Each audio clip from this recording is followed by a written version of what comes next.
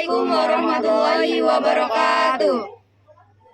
Berdirinya kami di sini, kami akan mempresentasikan hasil kerja kami, yaitu membuat PPT tentang anabolisme.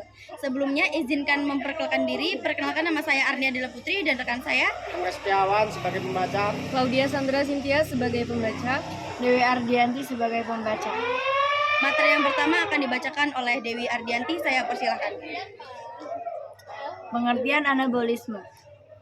Anabolisme adalah proses metabolisme yang melibatkan pembentukan senyawa kompleks dari senyawa sederhana. Proses ini membutuhkan energi yang dapat berasal dari makanan atau dari sumber lain, seperti cahaya matahari. Pengertian anabolisme. Anabolisme adalah proses metabolisme yang melibatkan pembentukan senyawa kompleks dari senyawa sederhana. Proses ini melibatkan energi yang dapat berasal dari makanan atau dari sumber lain, seperti cahaya matahari. Fungsi anabolisme yaitu pertumbuhan dan perkembangan, pemulihan jaringan, dan penyimpanan energi.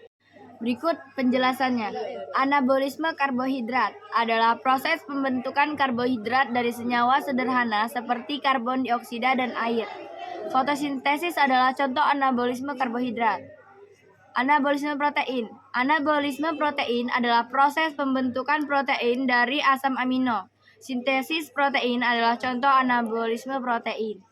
Anabolisme lemak. Anabolisme lemak adalah proses pembentukan lemak dari asam lemak dan gliserol.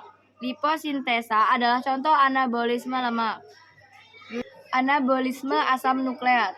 Anabolisme asam nukleat adalah proses pembentukan asam nukleat seperti DNA dan RNA.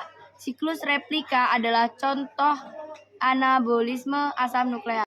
Akan dilanjutkan oleh rekan saya, yaitu Claudia Sandra Cynthia. Saya persilahkan.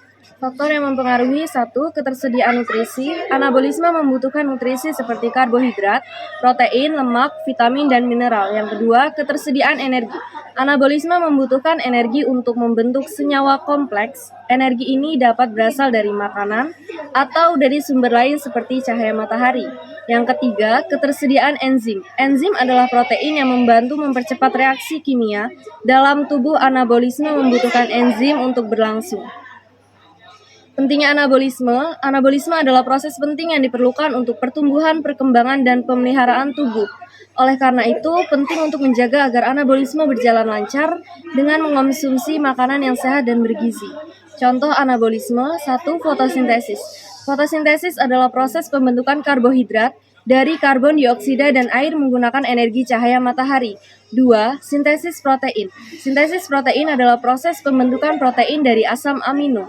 Yang ketiga, liposintesa. Liposintesa adalah proses pembentukan lemak dari asam lemak dan gliserol. Yang keempat, siklus replika DNA. Siklus replika DNA adalah proses pembentukan DNA baru dari DNA yang sudah ada. Baiklah, kesimpulan dari materi ini akan dibacakan oleh rekan saya, yaitu Angga Setiawan. Saya persilahkan.